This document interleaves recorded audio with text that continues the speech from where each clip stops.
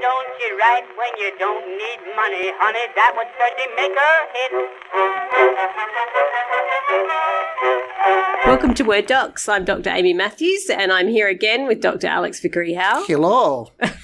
Dr. Sean Williams. Hello. Always the sensible one. I'm glad we've got one. So this week we're talking about heroes and maybe their love interests, because right at the beginning of this podcast, many, many months ago, long before coronavirus and lockdown and the rest of 2020, we discussed heroes and villains, but we never actually got to the heroes. We basically spent the entire episode talking about villains. So we thought we'd return to this topic and tackle the heroes. And redeem ourselves. And I think maybe one of the reasons we got sidetracked on villains is that they are inherently more interesting. And the risk with heroes, as we said in that first episode, was that they run the risk of being really boring and dull and good. So I'm going to throw that open. Do you think heroes are harder to write than villains because they run the risk of being bland? I was running a workshop last night with a really interesting group of people from Act Now Theatre, and we got into this conversation and they were saying, do you think it's reflective of the time we live in? This was a question I was asked. Is it reflective of the time we're living in that we're more attracted to villains now than we've ever been? And we were talking about the 1980s when there were these kind of cardboard cutout heroes, right? They were like heroes. And we kind of got behind them and went, yeah, man, you know, Bruce Willis or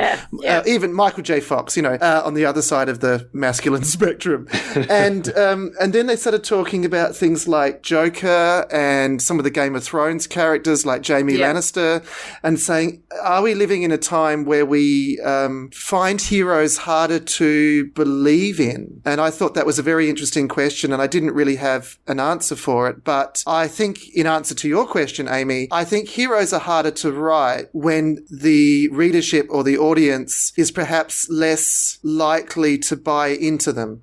I think, if that makes sense. What do you think, Sean? Well, I think you as the writer have to buy into them first, don't you? If you're not convinced of the heroic nature of your character, whether they're boring or too nice or too good or too one-dimensional or whatever, then you're never going to convince a reader that they are worth rooting for. I was thinking about what you were saying just then, Alex, and thinking about that when there are still those sort of manly men out there. Jack Ryan, you know, has got 2 seasons of TV on Prime at the moment, and he is very much based on the hero of a series of novels published when? The 70s, 80s? I've watched the first season, and apart from the gung-ho kind of Americana that's all the way through it, I did kind of enjoy it, and I felt that they had made him more of a contemporary hero by making him a bit more of an OCD coder rather than a manly man, which I can't remember the books, but it just gave him a little bit of an extra dimension that seemed to fit today. But he's still got the girl. He still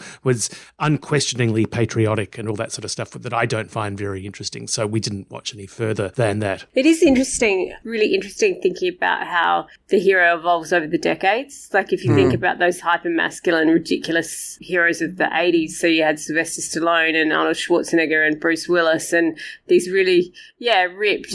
But then now we've got like the superheroes like Chris Hemsworth as Thor, and they're all have impossible male bodies as well. And it's just interesting to see how it evolves. But Dark Knight obviously reinvented what we thought a hero was going to be. And are you saying those bodies are impossible to attain? What am I doing at the gym? It's all for nothing. Obviously Alex looks like that, but not every guy can. Unquestionably. But I think you're right. The Dark Knight complicates it. But even a character like Thor, or I guess Captain America, who's the most kind of white bread of the lot, within their stories, we subvert them by taking the mickey out of them. I mean, it's certainly, you know, the kind of slate of Marvel writers have enjoyed the more complex heroes taking the mickey out of Captain America, right? Because you have Robert Downey Jr. as Iron Man, who is more complicated and is sort of in a... I wouldn't put him in that kind of Rambo category. I think he's got something else going on. But he is then used to undercut what would have been a more traditional hero. So there's almost, even when people are trying to write that stuff, they can't help but go, we have to take the mickey out of it. Like that cynicism's still there where we have to kind of make fun. I mean, Thor by the time Taika Waititi gets his hands on them, then, you know, and also the short film, I don't know if you've seen it, the short film that he made about Thor just living with a guy called Darren or something. I don't know if it's Darren or Michael or something, Daryl, something like that, and just hanging out together in the office, and you realise how absurd Thor is physically, mentally. Like, Thor is a ridiculous kind of caricature. So I think on the one hand, we're complicating these heroes by darkening them in a Dark Knight kind of way. And on the other hand, even the ones that fit what would have been a mold we would have done earnestly a couple of decades ago, now in this time period, we have to take little pot shots at them. We just have to. That's interesting, because when you're teaching, I used to teach film a lot, and it's interesting showing older films because we don't do earnest in the same way anymore.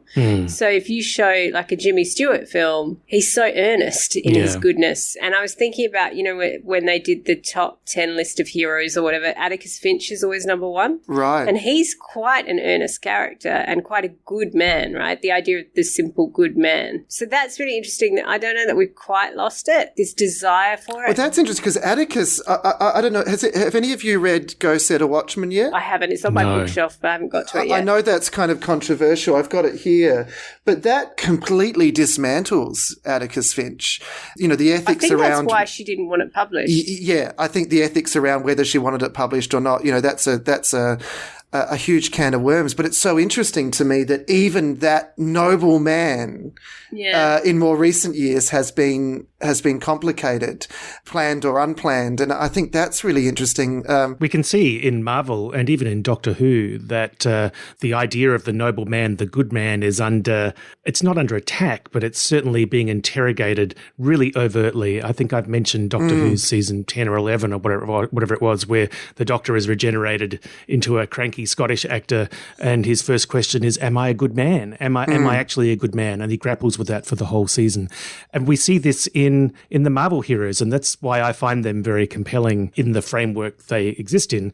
I mean, they're still superheroes, they're still doing good, but they always seem to be questioning themselves, not just whether they can beat the bad guy, but whether they can beat the badness within them. I thought I was going to hate Captain America because I thought he was going to be a Jack Ryan-esque kind of character, unquestioning in his patriotism. But the beauty of the Captain America films for me was that he questioned not just his own identity, because his identity is physically and emotionally transformed throughout the films, but his relationship to America, and therefore his own name constantly comes under scrutiny. So his awakening in a modern day America is an immense shock to him, and his role in the Avengers is constantly being put under threat, and his relationship to authority. And I find that a very appealing exploration of the masculine hero. So far, we've talked about masculine heroes. We haven't mentioned women yet. We'll move on to that. Before we get off masculine heroes, have either of you read David Gemmell, like the fantasy writer? Yes. No, I don't think I have. There was a book he wrote called Legend, which is just about the siege of a castle, right? And it's just the whole battle, like as the enemy comes in each gate and how they fight it. And the commander is pathetic. He's like a failed man, right? Like a joke. And he's overweight and he's unfit and he's an aristocrat who's kind of been given command and he's got no skills at all, and he's contrasted with like the heroes of the book. Right. Why I loved him was he goes on this journey in the book as the adversity hits, he becomes a hero. And it's a long journey for him because he's like a vapid, overweight, lazy aristocrat who then slowly through adversity has to work harder than everybody else. Like he has to work harder to get fitter, work harder to learn battle. And I really loved that character because I think it stood out because the other ones were a little bit superhero-y where they had all these natural talents and went nuts. And it just came way too easily. Is there something about... are we less inclined to believe someone's perfect, but more inclined to connect with someone who's aspirational? Because some of these examples, you look at The Winter Soldier, which I think is probably the best or my favorite Captain America story. You know, it really chips away at what's happening to the US, but it says we're still aspirational in trying to be a great democracy. Doctor Who, you know, Stephen Moffat basically turned the Doctor into himself, which I kind of love. It's like the Doctor is a Scottish man, a grumpy Scottish man, but he's aspirational. He eventually says, I'm trying to be a good man. And so we kind of go, yeah, it's probably impossible to be good all the time, but you're trying to be. And similarly, Amy, in the story you just told, that idea that it takes effort and work and rework, and you never quite reach that goal of being the archetypal hero. But in trying to be, there's something noble. And in stumbling through it, there's something noble. I think maybe we're attracted to that. And moving on to kind of non-masculine heroes, and because I'm not a superhero fan, not into it at all. Thinking about the books I loved growing up. So on the topic this semester, I've set some historical fiction, but one of them is a book that I've set just to look at prehistoric fiction as a form of science fiction, but it's Clan of the Cave Bear, which is dated in many, many ways. It's not like a contemporary work of fiction, but it was the first book I read as a 12-year-old where the hero was a woman and she's a girl, like a 5-year-old at the beginning, and we see her grow to maturity, and it was the first book where the woman was doing all the heroic stuff, and I loved it when I was growing up. But thinking about the other books I loved, even memoir, like looking at Maya Angelou's series of memoir, or Toni Morrison's novels, or just all the novels I loved growing up, were really about ordinary women. They're not super heroic, but they do super heroic things in just trying to live. Because, in Maya Angelou's work, she talks about all the firsts that she had to be in order to live an ordinary life. Like the first black woman to do this, the first black woman to do that. And I think a lot of the time women in fiction have their ordinariness as part of the heroicness, like just trying to be seen and heard. And even if you go back to the Victorian age, or I love Edith Wharton's work, I just think amazing. And often they're about women who are marginalised or not seen. So if you look at something like The Age of Innocence, both the object of his desire and his wife are heroic in different ways. One, because she's marginalised and shunned and is a sinful woman. And then the wife, because by the end of the book, he sees what she's been through for all those years. Yeah, so I think women in literature have often had much quieter heroic journeys, but they're very, very powerful. So that's interesting in terms of notions of what heroism actually is. I mean, is heroism just breaking new ground? Is heroism staying true to your values? Is heroism being the first, as you've just described?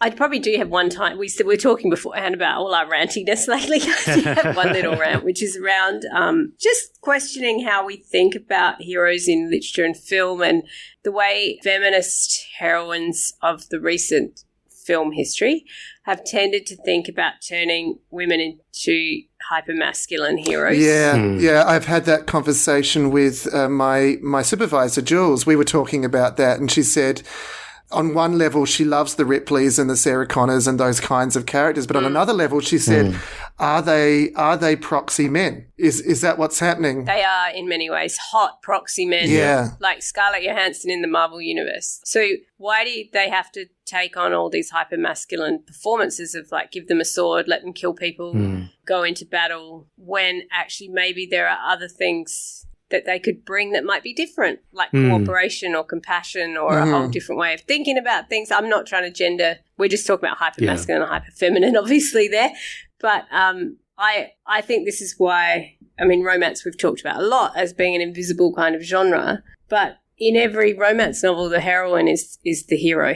Right. And depending on the genre, like there's you can have spies, you can have paranormal romance, you can have, like, all the genres are represented in romances as subgenres. And they're always the woman as hero, but it's not the same hero as you'd recognise from mainstream film. And it's it astonishes me that it's, such a massive industry and yet it's invisible, because I think often when I hear people talking about trying to write a new kind of female hero in film, I feel like read romance, because you'll see it's been happening for decades. They're already there. Or read the writers who've been doing it for decades, like Diana Wynne-Jones and Tamara Pierce, who write in the fantasy genre are just wonderful female leads, and they're not romances, although romance is part of it. And, I love a good romance. But Tamara Pierce writes high fantasy with female leads, and it's high fantasy that isn't necessarily revolving around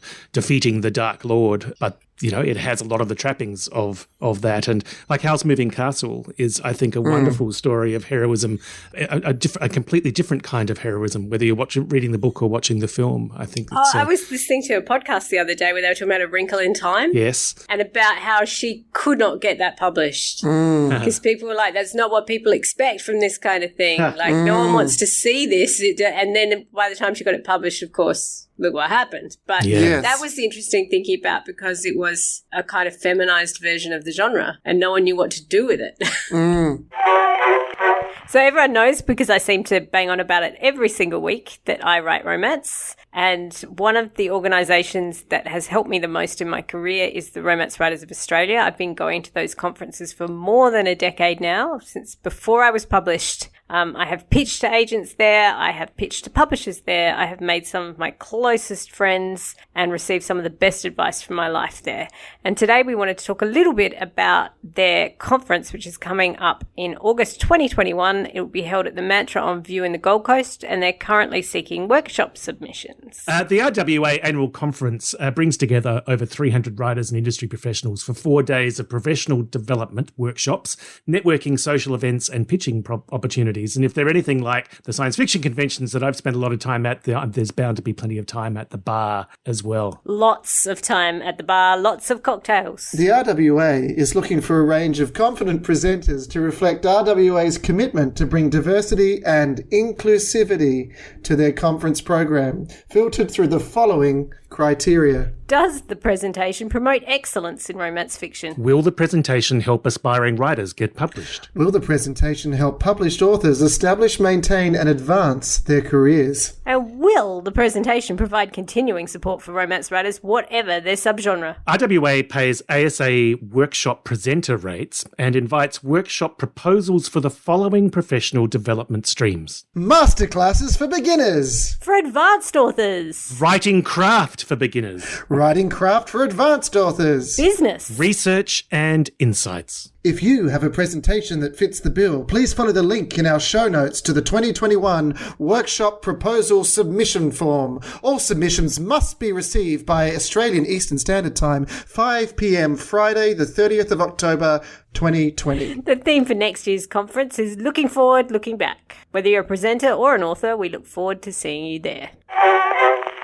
Yeah, it's interesting. I mean, what's interesting about that to me is, if I think of fantasy fiction and the kind of the fairy tale kind of ancestors of fantasy fiction, going back to, like, I don't know, Alice in Wonderland or what have you, they were always female protagonists, right? In those archetypal seminal kind of stories, I guess, for lack of a better word. Do you mean like Red Riding Hood or Rumpelstiltskin or those kind of stories? Yeah, going right back. And that's what's kind of interesting to me. I mean, there's all sorts of issues with Prince Charming and what have you, but yes, it's interesting to me that we perhaps lost sight of some of that. When I wrote Once Upon a Midnight, I originally wrote it because I probably had Harry Potter on the mind, based on a little boy, and my dramaturg / supervisor Jules said, no, make it a little girl, and here's the rule: this little girl can't fight. That's your rule. And so I invented Kelsey Clark, the most frightened child in the world, who had to overcome her fear, and her fear of, like, germs. She thought she was an asthmatic, but she wasn't. She had fears of basically everything, and eventually she wins psychologically by conquering her fear. That's all she actually has to do to win. Nevertheless, there was another character in it who was a warrior doll, and it was interesting seeing the teenage audience respond, because they all loved the warrior doll but couldn't quite get on board with this girl. And I thought, oh, that's interesting, because that was unintentional on my behalf, but seeing the way young people reacted kind of informed. I'm arguing that perhaps the market is informing some of these choices, or vice versa. The other point I would make is, I wonder if part of what we're wrestling with women in kind of fantasy fiction is that debate around whether we talk about gender equality or gender equity, which is an interesting debate, and I don't really have a position. But I suspect that some of what we're picking up on is male writers' clumsy attempts to portray portray equality without taking equity into account. So going, in order to make gender equality, I'll make a woman into a man. That's equal. Rather than going, if we're talking about equity, we're talking about actually people bringing different skills and different perspectives to the table and writing around that. And perhaps that's the stage we should be entering into now, within the fantasy genre, because we've had all these years of what I would think of as proxy men. Does that make sense? That the struggle we see in fiction is also the struggle we're seeing in academia, where there has been a lot of writing around equality versus equity. What's the right term to use? What do we really mean? What is ultimately more empowering? And I've read a lot of that stuff as part of my PhD, but I'm kind of interested to know what your perspectives are around that, because is it equality? Is equality a misstep in our thinking because it's making us think of conflating women and men, whereas equity says we are different but equal? Yeah, well, I think it's getting more and more nuanced, obviously, because people aren't even identifying on a binary gender spectrum. So it's more, accepting a range of humanity, isn't it? And not defaulting to male as the norm. And I think what's interesting too is markets dictate all this stuff. So when we were talking about superheroes, obviously film is often targeted to teenage boys because they're the ones who go see the film in the first 2 weeks. And there's a whole economics of film set up around that, around who gets the money split in the first 2 weeks versus after that with the cinemas. And that's a very complicated economic thing. And teenage boys happen to be the ones who spend the money quickly. Whereas women like me, I'm so busy with multiple roles, I get to the movies very rarely, and I'm likely to see it more on a streaming service. So I think it's been interesting to watch Netflix and those things to see what leaps to the top sometimes. So something like, Sandra Bullock's Bird Box was up there, where I don't know that it would have been at the movies in the same way, although Gravity was. Yeah. But it's interesting. It's interesting around that because I would say in film, you've just got the action imperative, like to show things through action. And that's much harder than doing the kind of psychological imperative of a novel. Whenever I write a screenplay now, people are like, where's the action? And I'm like, oh yeah, okay, I've lost track of that. So I think that is a challenge for writers. The other thing I would say though is when I was working at Studio Canal in Australia, the major audience is women over 40. Yeah, right. Now, that's interesting because I don't know if that's true of America or not. I suspect it probably isn't in America. I think there's a bigger youth market in America. In Australia, the youth markets, we have trouble targeting the youth market because they're attracted to American and British stuff and we just can't really get them. So in Australia, it's quite interesting because the cinema audience is that audience you're describing. And yet, are we catering to that audience? Or, do we know how to, or are we struggling with that? But that audience too is like, what's interesting is if you look at profits over a longer term versus it really is about, I can't remember how it works, but whether the distributors are getting the bigger cut or the cinema's getting the bigger cut, right? So as the film goes on, I think the cinema makes more money, whereas the distributor makes a lot of money in the first month or whatever it is. Books are a whole different deal, aren't they? And books are interesting because older women are the primary demographic buying books. Makes you wonder why they don't do more adaptations, to be honest. It makes me wonder why there aren't more of these novels becoming films. I think they're just starting to. And I've been saying this for 20 years. I remember I used to go around ranting going, if you look at book sales and you look at the New York Times list when romance is allowed to appear on it, why aren't they making them? And I think a lot of them, if you do contemporary romance, not that expensive to make, right? It's a couple of actors talking, but so hard to do well. Like almost, it's same as the novels, so hard to do well because you have to have chemistry. And that, I think we can all agree, having seen a lot of rom-coms, there are two things that kill rom-coms. One is terrible chemistry between the two characters, because the actors, it's just not there.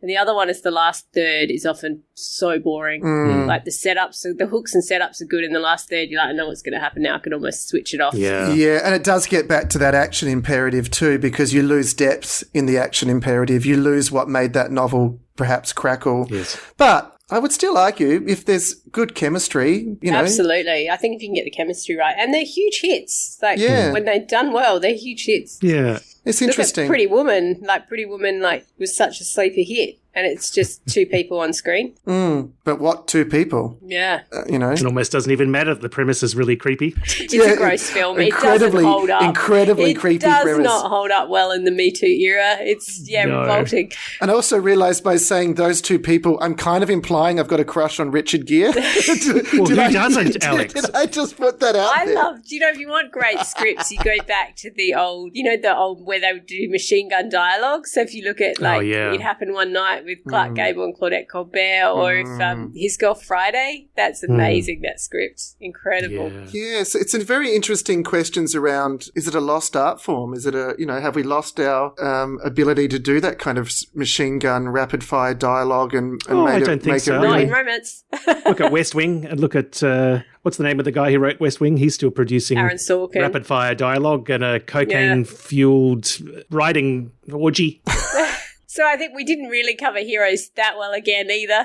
Sorry. I might have to do it a third time. But I would say, if we were giving advice on that stuff, that you really have to be good at getting character to make a hero work well. Yes. And you mentioned Bruce Willis in the beginning. I think the reason Die Hard worked, let's not forget, go into all the ridiculous sequels, but let's think about the first one, is because he was a great character. This was a guy who was so stubborn he wouldn't move with his wife. There's gender stuff going on. Yeah. He's so vulnerable. He doesn't particularly want to be there or do it, but he's also duty bound. They've really created a character that's got meat on it. Yes. So that he's got a lot to do. Lots of conflict, clear goals. Lots of inner conflict, external and inner conflict, psychological complexity, I think Bruce Willis is really good in that role because of that vulnerability. You mentioned Harrison Ford in a previous episode, Amy. I think those layers help. When we talk about Notting Hill, I talked about Nora Ephron, who obviously, you bring in a great female writer to write female characters and suddenly you get complexity, right? So Meg Ryan in Sleepless in Seattle and When Harry Met Sally, and even in You've Got Mail, she's not that likable. She's a complicated, weird, quirky, sometimes quite irritable human being in ways that wouldn't necessarily be there if a man was maybe writing her as an object of affection. Yeah. But I think the thing is, it's easy to get lazy with heroes, to fall back, because villains are fun. Yeah, especially if you're me, I don't even care. I'm over there with the villains going, can't they win? Can't they win? It's really easy to make your hero too good, right? And Alex, you said something wise to me. What's the saying you've been saying to me all week about good and nice? Say it, because it's better when you say it in your voice. There's a difference between nice people and good people, and I think that's something I'm learning through life. And I think that's a good line for heroes. Yeah, I think the good people come through at the end, but they're not necally the nicest people to hang out with. And I think like us, Sean. Absolutely. We're the good We're not nice at all. I often think again of Harrison Ford in Morning Glory, he's this kind of gruff, grumpy, off-putting guy, but he does actually have integrity. He actually does expose corruption, and you wouldn't want to hang out with him, but there's an integrity there. It's probably true of the real Harrison Ford, I suppose, but that sometimes people are nice on the surface, but that doesn't mean they're actually going to be there for you. Yes. Yeah, and I think that if you remember that with a hero, that they're going to have all these personality traits that not nice people have, that they don't have to be in the white hat all the time. And in fact, you think about all your favourite people in your own life, the people you hang out with, they have some pretty big flaws. Yeah. And I think that's probably the key. But we should probably do Heroes Take 3. We should just bring this back every few episodes and not talk about heroes. It'd be great. One of the things that a friend of mine likes to say is that imagine the best person you know and make them the villain, make them do something terrible, but still keep all the good qualities that you love. And do the opposite. Pick the worst person you know and make them, in your story, do something good, and that will help create interesting characters. That's a really good rule of thumb. That makes me want to go right. Excellent. Actually. Oh, good, because Amy Barry needs to get cracking.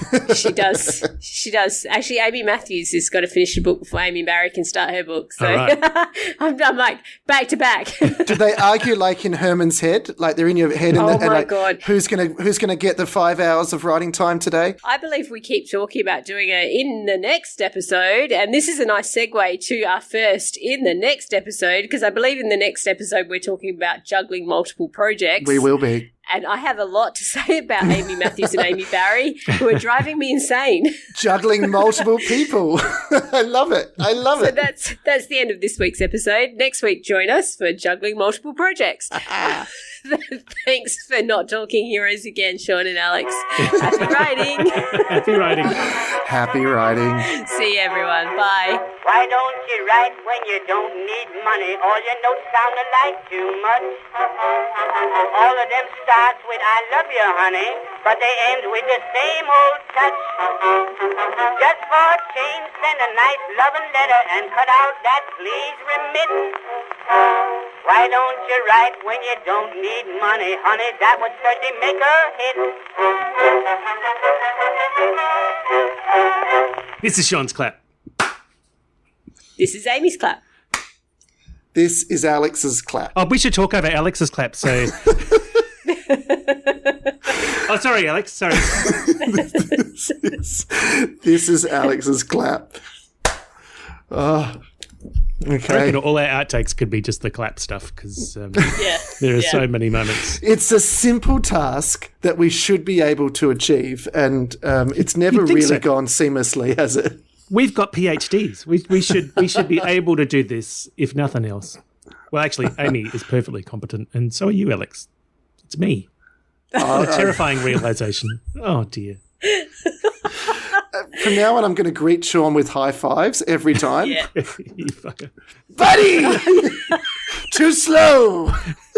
Oh, that game must be a nightmare for you, Sean. The worst. Although maybe if you're not trying to hit it, maybe it would work. Maybe if you aim on missing, then you'd hit that. I don't All right. know. Let's get it together, people. Okay. Welcome to Web Docs. I'm going to start that again because you look ridiculous. All right, deep breath again. Okay. We can do this.